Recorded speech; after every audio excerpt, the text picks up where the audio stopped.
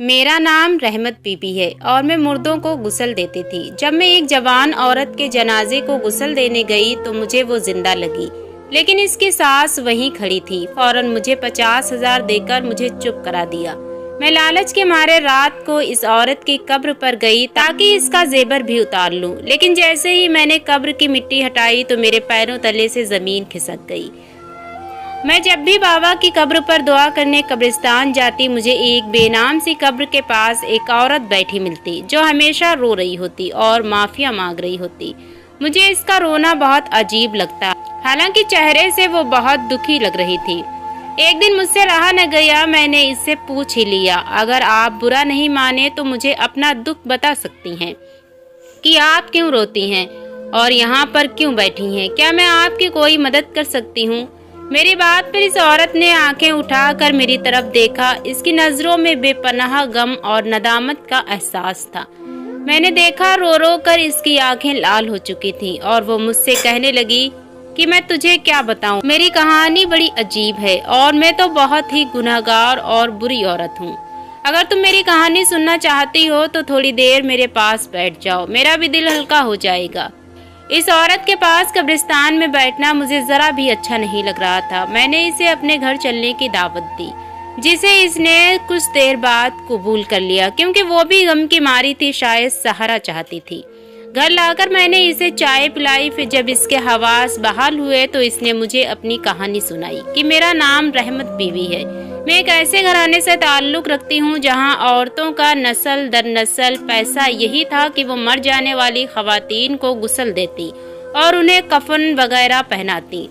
हम लोगों के गांव में तो कोई इतना पसंद नहीं करता था, लेकिन शहर में हमारी अच्छी खासी कमाई हो जाती थी, क्योंकि यहाँ पर हर दूसरे दिन कोई न कोई औरत मर जाती और लोग हमें जानते पहचानते थे, इसीलिए हमें अपने घर ले जाते। 3-4 हजार रुपए हमारे हाथ पर रखते और हमें गुस्ल और कफन के इंतजामात थमा देते। हम लोगों को अब इस काम की आदत पड़ चुकी थी, इसीलिए किसी किस्म का कोई डर या वहशत नहीं होती थी।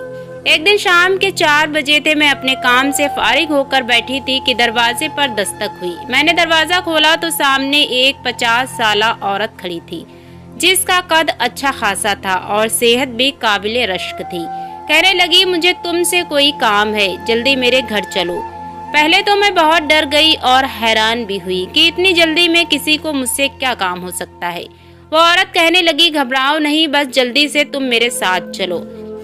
मैंने अभी अपने दिल को समझाया और बड़ी सी चादर पहनी और इस औरत के साथ चल पड़ी। वो औरत कुछ जल्दी में ही लग रही थी। एक बड़े से बंगले के सामने जाकर वो रुक गई। वो पैदल ही आई थी, हालांकि इसके घर के बाहर 2 गाड़ियां खड़ी थी। मुझे इस बात पर सख्त हैरत भी हुई। वो मुझे बड़ी राजदारी से अंदर ले गई और बोली, देखो, आज दोपहर को ही मेरी बहू फौत हो गई है। मैं इसके माँ बाप को नहीं जानती। मेरा बेटा एक लावारिस लड़की को विवाह कर ले आया था। वो इससे बहुत मोहब्बत भी करता था, मगर क्या करें, ये बेचारी तो अपनी औलाद की तकलीफ को सह नहीं सकी।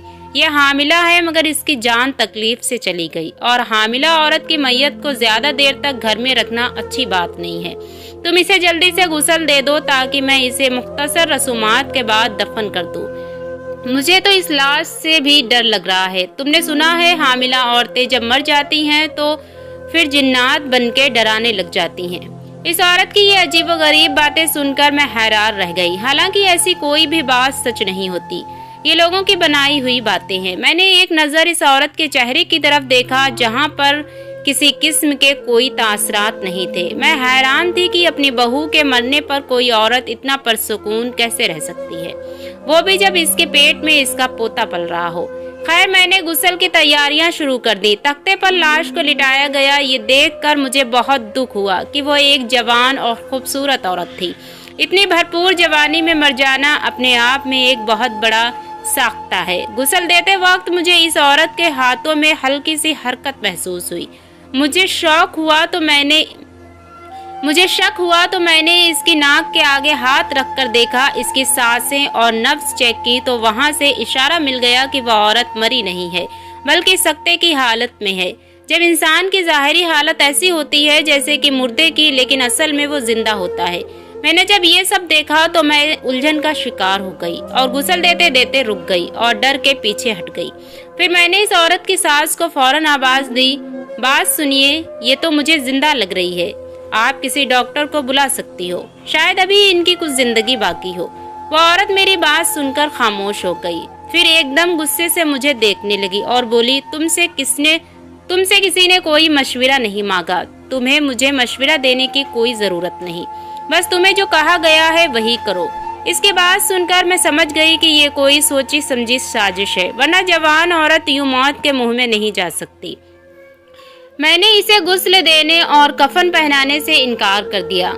इसके साथ जल्दी से दूसरे कमरे में गई, लाल रंग की एक थैली लाई जिसमें 5-5 हजार के नोट थे। इस वक्त मुझे पैसों की शदीद जरूरत थी, फिर पैसों से तो कोई भी बिक सकता है।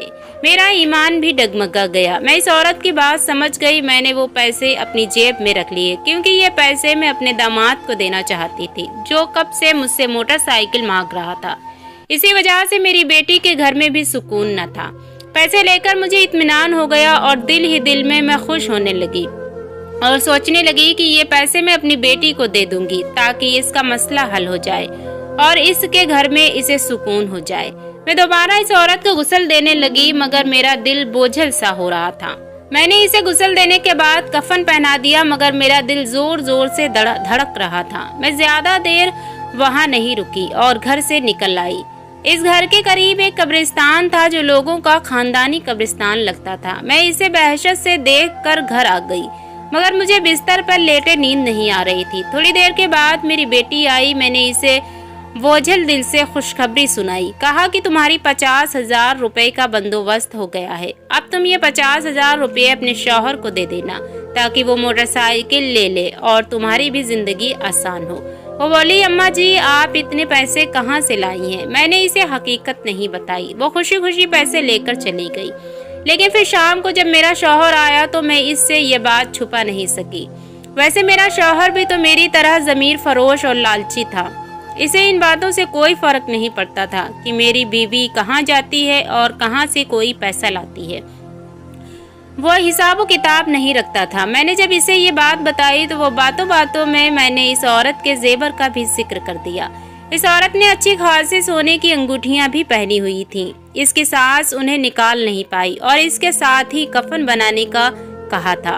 और औरत ने कहा कि मैं अपने बेटे को दुख नहीं देना चाहती थी कि इसकी बीवी मर चुकी है, इसलिए मैं अपने बेटे को ये झूठ बोल दूंगी कि तुम्हारी बीवी किसी के साथ भाग गई है और सारा जेबर भी साथ ले जा चुकी है। अब मैं इसे जल्द अज जल्द दफनाना चाहती हूँ ताकि मेरे बेटे के दिल में गम की जगह गुस्सा ले ले और वो दूसरी शादी करने के लिए रजामंद हो जाए। वो अपने दिल को तसल्लियाँ दे रही थी कि इस औरत ने अपने बेटे की भलाई के लिए ये सब किया। जाहिर है वो अपने बेटे को गम में मुब्तला नहीं करना चाहती होगी। कौन माँ चाहती है कि इसका बेटा परदेश में हो और इसको इतना बड़ा गम सुना दिया जाए कि इसका सुकून इत्मीनान सब बर्बाद हो जाए। मैं सब बातें गम में कर रही थी, लेकिन मेरे शौहर ने मेरी एक न सुनी और मुझे एक नई बात सुना दी। कहने लगा, अब वो जेबर तो हमें निकालने ही पड़ेंगे, वरना इस मुर्दे को भी अजाब होगा और हमें भी। वैसे भी इस सब में हमारा कसूर नहीं। अगर एक जगह चीज जाया हो रही है, हमारा हक है कि हम इसे इस्तेमाल करें। हम इससे अपनी बेटियों की शादी करेंगे। लेकिन मैं इस बात पर जरा भी रजामंद न हुई। मेरा शौहर बोला, तुम्हें समझ क्यों नहीं आ रही? अपने शौहर की ये बात सुनकर मेरा दिल अजीब सा हो गया। मैं ये सब करना नहीं चाहती थी, मगर मेरे शौहर ने मुझे राजी कर लिया। बोला, थोड़ी देर का तो काम है, चलो हम कब्रिस्तान चलते हैं। इस औरत की कब्र खोदेंगे और वहाँ से जो भी दौलत मिलेगी इससे कोई कारोबार शुरू कर लेंगे, फिर ऐसी हरकत का सोचेंगे भी नहीं।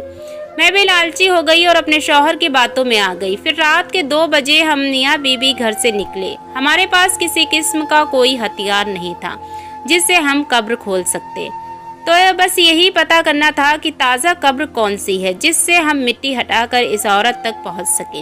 हमें गौरकुन की मदद भी तलब करना थी। हम लोग जब कब्रिस्तान पहुंचे तो खुदा की करनी की गौरकुन इस वक्त जाग रहा था। हमने इसे सारी हकीकत से आगाह नहीं किया कि हम इस अमल के साथ यहाँ आए हैं, जो कि बहुत जरूरी है। इसे कुछ बातों में लगाकर हम लोग इस कब्र की जानिब बढ़े जो आज शाम ही बनाई गई थी। गौरकुन ने इस कब्र की निशानदगी हमें कर दी। वैसे भी वो कुछ खास ईमानदार नहीं लगता था। इसके चेहरे पर भी अजीब सी नहुसत थी। हमने तो बस यही गनीमत समझा कि इसने हमसे कोई हिस्सा वगैरह नहीं मांगा और कब्र खोदने की आवाज भी हमें दे दी और दूसरी बात तक न पूछी। शायद वो नींद में लग रहा था। टॉर्च की रोशनी में जब हम लोग कब्र तक पहुंचे तो वो बिल्कुल ताजा थी। इस पर नर्म मिट्टी थी। हमने इसे हटाना शुरू किया तो वो आसानी से हट गई, लेकिन जब हम कब्र की सीलें हटाने लगे तो हमें कब्र से हल्की हल्की आवाजें सुनाई देने लगी। मैंने अपने शौहर को मना भी किया कि मुझे ये मामला कोई और लगता है, हमें यहीं पर रुक जाना चाहिए, मगर वो नहीं माना। जब कब्र की पूरी सीलें हटाई तो इस औरत ने जो कब्र के अंदर दफन थी कफन फाड़ कर उठ गई और जोर जोर से चीखें मारने लगी और कहने लगी, मुझे निकालो, मैं जिंदा हूँ। ये सुनकर हम लोग घबरा गए। मैंने जल्दी से आगे बढ़कर देखा, वो औरत जिंदा थी, तकलीफ से करा रही थी। इस औरत को देखकर हम दोनों की आंखें फटी की फटी रह गईं। मैंने अपने शौहर को पीछे हटने का कहा, इस औरत पर चादर डाली और इसे सारी हकीकत से आगाह किया, मगर जाहिर है इस औरत को यही बताना था कि इसकी सास ने इसे जिंदा मार दिया था और हम लोग इसे बचाने आए हैं। वह लड़की कब्र से निकालकर जारो कतार रोने लगी, बोली, खुदा के लिए मुझे घर ले चलो, मेरी सास तुम लोगों से झूठ बोला है, मेरी सास ने तुम लोगों से झूठ बोला है, मैं मरी नहीं थी, इसने तो मुझे एक दवा दी थी क्योंकि मेरा जिस्म जच्चकी की वजह से थकावट फील कर रहा था। मेरी सास ने मुझे दवा दी और कहने लगी, इसको दूध के साथ खा लो, तुम्हें आराम आ जाएगा। मैं नहीं जानती थी कि वो क्या सोच रही थी। इस औरत की दर्द भरी कहानी सुनकर मेरे अंदर की सोई हुई इंसानियत जाग गई। मैं और मेरा शौहर इसे घर ले आए। अगरचे मेरा दिल तो इसकी तरफ से साफ था, मगर शौहर ने इसके दूसरे कमरे में जाते ही मुझे अकेले में बुलाकर कहा, सुनो, ये तो सारा खेल उलट गया। हम इस औरत से फायदा उठाने गए थे, मगर ये तो हमारे गले ही पड़ गई। मैंने शौहर को जवाब दिया, हाँ तो क्या हुआ, हमें भी थोड़ी इंसानियत दिखानी चाहिए। मैंने अपने शौहर को डांट दिया, अगर तुम नहीं कर सकते मैं इस औरत की देखभाल करूंगी। मैं जानती हूँ इंसानियत क्या चीज होती है। मेरी बात पर मेरा शौहर गुस्सा होकर घर से निकल गया। मैं इस लड़की के पास चली गई और इसे खाना वगैरह दिया। जब वो खाना खाकर फारिग हुई तो मैं इसके पास बैठकर इसकी हकीकत जानना चाहती थी। मैंने इससे सवाल किया कि आखिर ऐसा क्या हुआ कि इसकी सास ने इसको दवा देकर कब्र में दफनाने की इतनी जल्दी की। तब इसने मुझे बताया कि वो एक अमीर घराने की बहू है। इसके माँ बाप बचपन में फौत हो गए थे। वो अपने चचा के पास रहती थी और बूढ़ी औरत जिसका नाम आमिना था, यानी मेरी सास ने अपने बेटे के लिए मेरे चचा से मेरा रिश्ता मांग लिया। मैं पहली नजर में ही अपने शौहर को पसंद आ गई थी। जब मैं ब्याह कर अपने ससुराल आ गई तो मेरी सास ने पहले दिन से ही ये वाजिया कर दिया कि वो सिर्फ और सिर्फ बेटे पैदा करना चाहती है, बेटे पैदा करवाना चाहती है। इसे पोते चाहिए, इसके अलावा इसे अपनी बहू से और कुछ नहीं चाहिए। मगर ये बात मेरी समझ में ना आई कि मैं बेटे पैदा करने पर कादिर नहीं थी। मेरी जब पहली बेटी पैदा हुई तो सास ने बर्दाश्त कर लिया, मगर दूसरी बार जब मैं उम्मीद से हुई तो सास ने पहले दिन से ही कहना शुरू कर दिया कि अगर इस बार भी बेटी पैदा हुई तो मैं तुम्हें अपने घर से निकाल दूंगी। मेरी सास ने पहले दिन से ही मेरे दिन गिनना शुरू कर दिए। तीसरे चौथे महीने जाकर अल्ट्रासाउंड करवाया और डॉक्टर से पूछा कि इस बच्चे की जिन्स क्या है। डॉक्टर ने जब बताया कि पैदा होने वाला बच्चा लड़की होगी तो सास ने तरह तरह के हैले बहाने करके मेरा बच्चा जाया कराने की बहुत कोशिश की, मगर ऐसा ना हो सका। इसने अपना आखिरी बार इस तरह चलाया कि इसने मुझे नींद की इतनी सारी गोलियां दे दी कि ये पक्की पक्की सो जाए और उठ भी न सके। लेकिन मैंने दूध का आधा गिलास पीकर बाकी छोड़ दिया। शायद इसी वजह से मेरी आज जान बच गई, वरना मैं वाकई सचमुच मर जाती। मैं लड़की की बातें सुनकर सोच में पड़ गई कि अच्छा, इसकी सास जब मुझे लेने आई थी तो इसीलिए काफी जल्दी में लग रही थी, और इसका साफ साफ मतलब तो यही था कि इसने अपनी बहू से जान छुड़ाने की कोशिश की, क्योंकि इसका बेटा इससे बहुत प्यार करता था। तलाक देना या छोड़ने का तो सवाल ही नहीं पैदा होता था। इसलिए आमिना बेगम के दिल में यह ख्याल आ गया और इसने साजिश बनाकर अपनी बहू के साथ इतना बड़ा जुल्म कर दिया। वह लड़की रोए जा रही थी। मैंने कहा, बेटी तुम फिक्र नहीं करो, अगर तुम अपने घर जाना चाहती हो तो हम तुम्हें पहुंचाएंगे। तुम अपने शौहर के साथ एक अलग जिंदगी शुरू करना। तब वो बोली, अब मैं अपने घर नहीं जा सकती, मुझे इस घर में अपनी जान का खतरा है। अपना बच्चा पैदा होने तक मैं किसी महफूज जगह पर रहना चाहती हूँ। अगर तुम मुझे अपने घर में पनाह दे दो तो तुम्हारी मेहरबानी होगी, वरना मैं कहीं और चली जाऊंगी।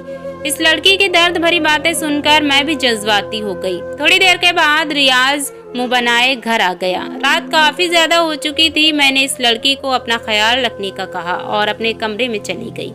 रियाज अभी भी नाराज बैठा था और इसे मेरी ये हरकत अच्छी नहीं लगी, मगर इसने तो मुझे डराना शुरू कर दिया। बोला, देखो तुम भूल रही हो, अगर ये औरत जिंदा बच गई तो ये हम सबको भी फंसवा देगी। तूने इसकी सास से 50,000 रुपये की रकम ली है। अगर इसने अपनी सास पर इल्जाम लगाया तो वह ये बात भी उगल देगी कि इसको तो किसी तरह और कहां से निकाल कर यहाँ लाई है। इसीलिए मैं तुम्हें समझा रहा हूँ, बेहतर यही है कि ये लड़की जहाँ थी वहाँ चली जाए। वैसे भी लोग तो जान ही गए होंगे कि ये घर से भाग गई है या फिर इसकी जिंदगी खत्म हो गई है। तो फिर क्या जरूरत है हमें इस सारे मामले में? बेहतर ये है कि ये अपने ठिकाने पर वापस चली जाए। रियाज की बात सुनकर मैं कांप कर रह गई। सोच भी नहीं सकती थी कि रियाज इतना संगदिल हो सकता है।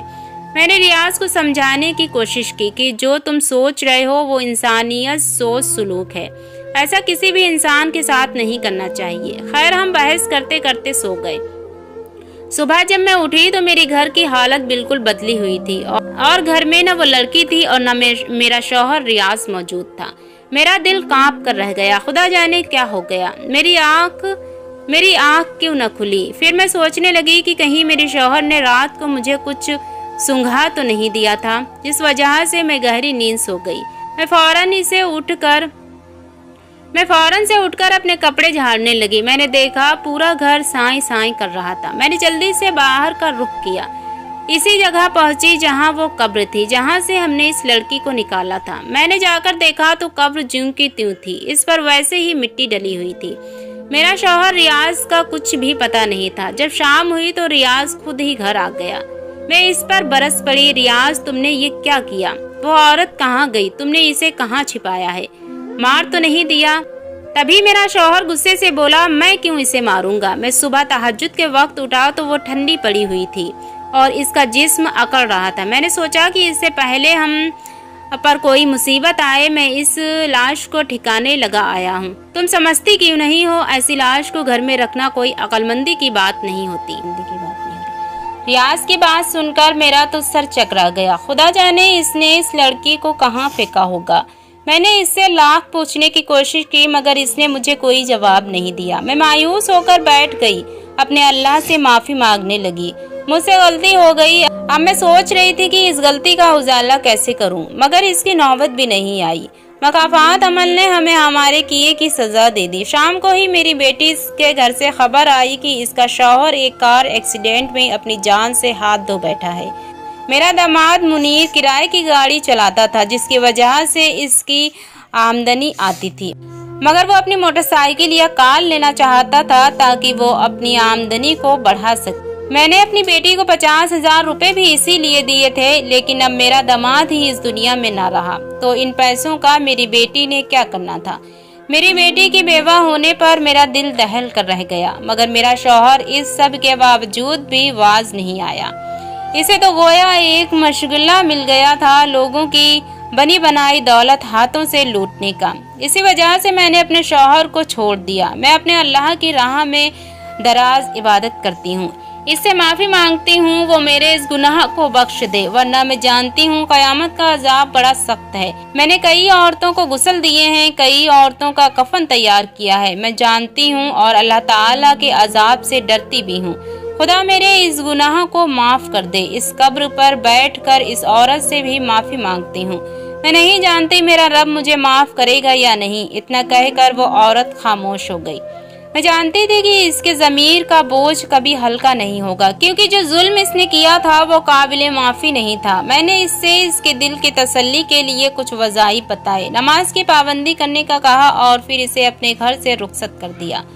इसके जाने के बाद मैं काफ़ी देर तक इसके बारे में सोचती रही। आज भी जब मैं इस औरत को याद करती हूँ तो मेरी आंखों में बेइख्तियार आंसू आ जाते हैं। प्यारे दोस्तों, ये दर्द भरा वाकया आपको कैसा लगा? उम्मीद करती हूँ कि आप सबको ये बेहद पसंद आया होगा। मजीद ऐसे ही वाकये सुनने के लिए हमारे चैनल को सब्सक्राइब करके हमारी फैमिली का हिस्सा जरूर बने।